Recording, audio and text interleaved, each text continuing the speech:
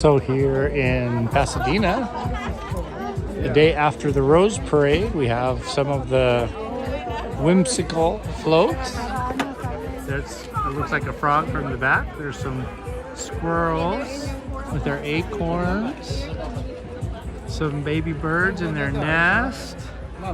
Then over here we have what looks like maybe baby lions, lion cubs. Is that what we call them? Maybe. This is all dirty, isn't it? Hi guys, how are you? Just watch out. They're kind of whimsical as well on this float. And then you see the regular things of flowers. Oh. Alright. So anyway, if you like such things, then you should take some time to come and check it out in person. Alright. Enjoy.